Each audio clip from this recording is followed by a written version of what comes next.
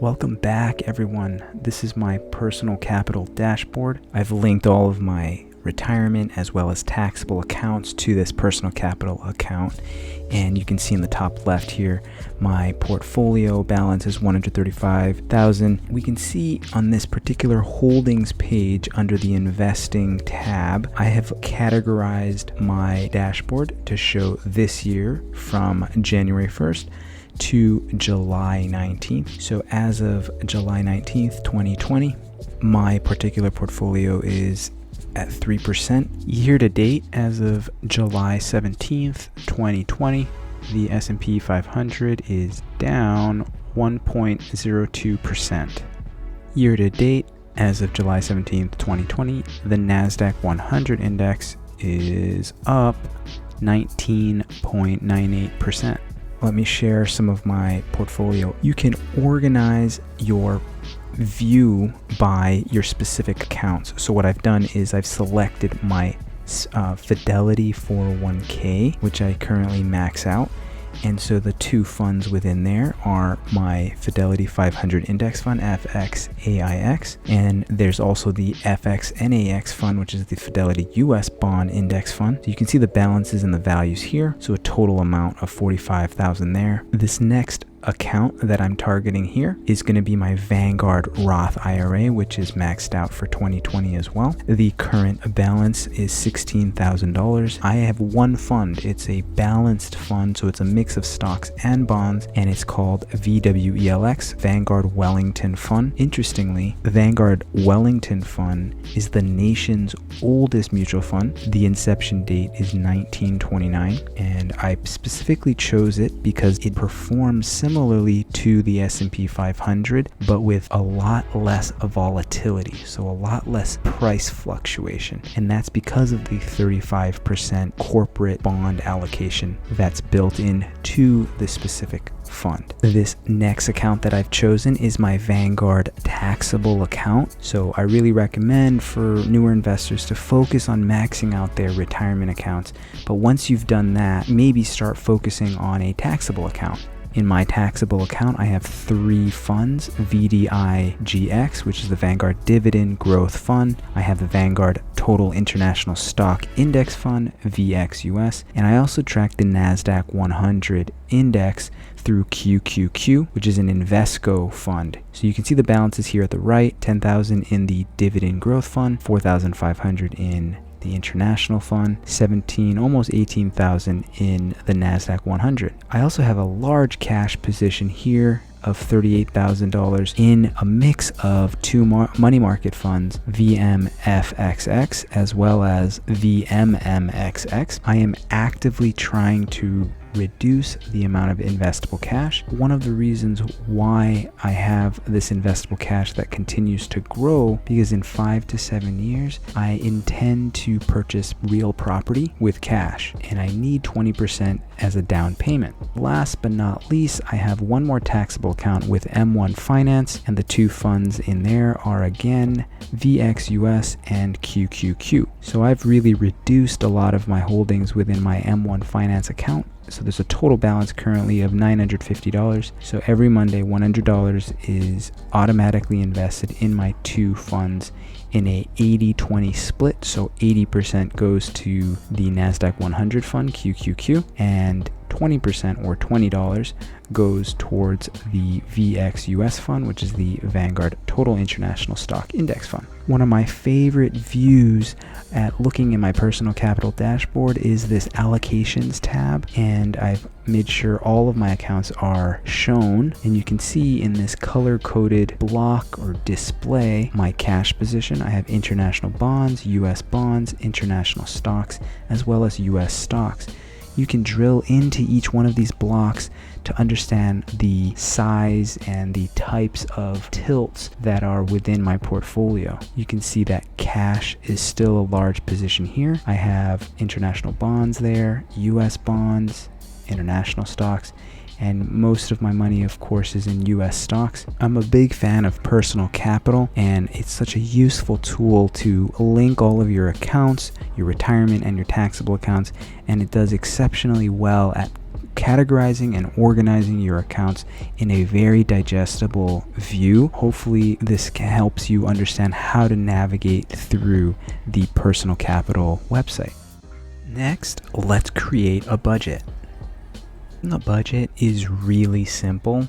If you've never tried to create a budget for yourself, it's just a matter of pulling out a pen, a notepad, or open up Google Sheets and just get a rough estimate of where your money is coming from and where your money is going towards. So here in Google Sheets, we're going to have our income. We're going to have all of our expenses listed under that. Let's have rent, groceries. Hopefully you can cook at home. Everyone's on a different type of budget and has a different income level. Under that, we have phone, internet, electricity. Okay, we have a pet here. We got Gigi, our cat. We have a car, which includes a car loan. There's insurance, as well as gas. There's also laundry that we pay for. There's also a gym that we used to go to. Of course, it's closed now or opened, but I don't feel comfortable going there. There is Netflix.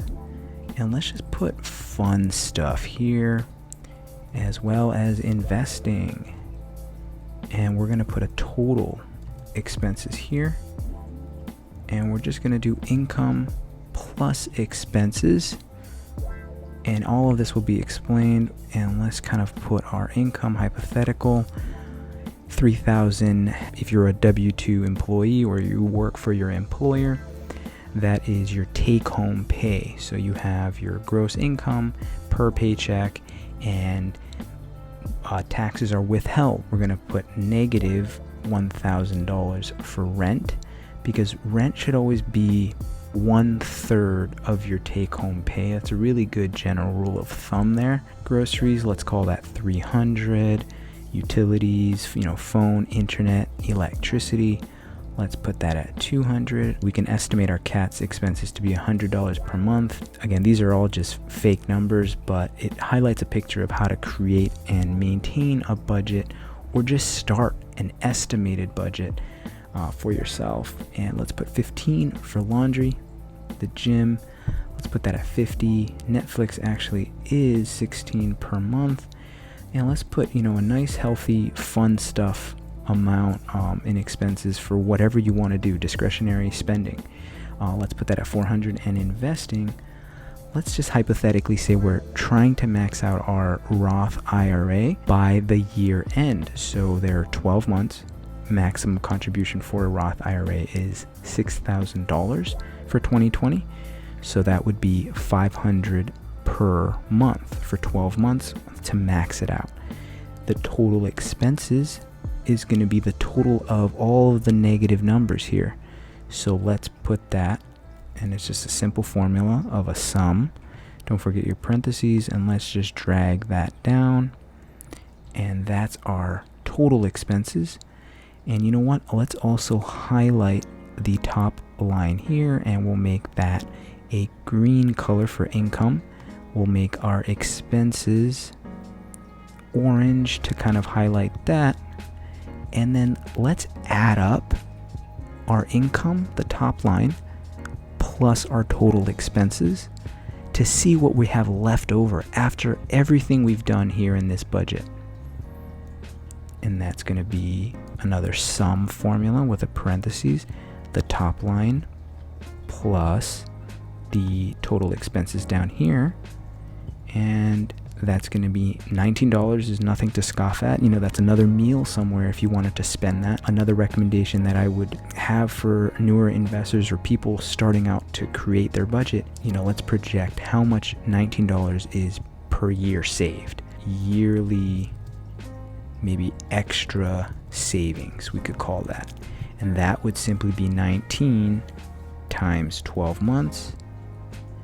So you're saving another $228 per year.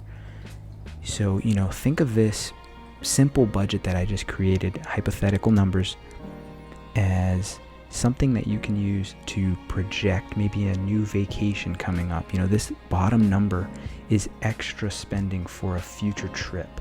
It could be extra spending for a really nice, anniversary gift down the line as you and your partner maybe are hitting those new milestones, jumping through the hoops of life and swinging and, hustling and whatnot. This is, again, a really quick, easy budget, and just throw some estimated numbers.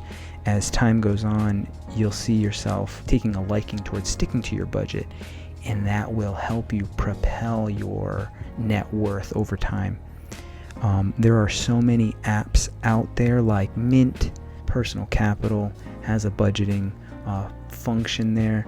The importance is really knowing where your money's coming from on this income line and subtracting all of your expenses to get to your savings per year. And technically investing can be considered saving, but you want to count it as an expense because you pay yourself first, and that should be an expense. That's the mindset that I've taken on. Having tracked my expenses so carefully for the past several years, my net worth has taken off because I'm able to see where my money's coming from and where my money's going. Here's an actual snapshot of my Mint app on my iPhone. I have my net worth at the top. There's the cash, credit card, and investment portfolio that we just talked about in this video. Below that is my credit score. With careful planning, with careful budgeting, I've been able to track my income and my expenses and watch my net worth grow as I invest aggressively and max my retirement accounts. I know that everyone has the capability of doing this.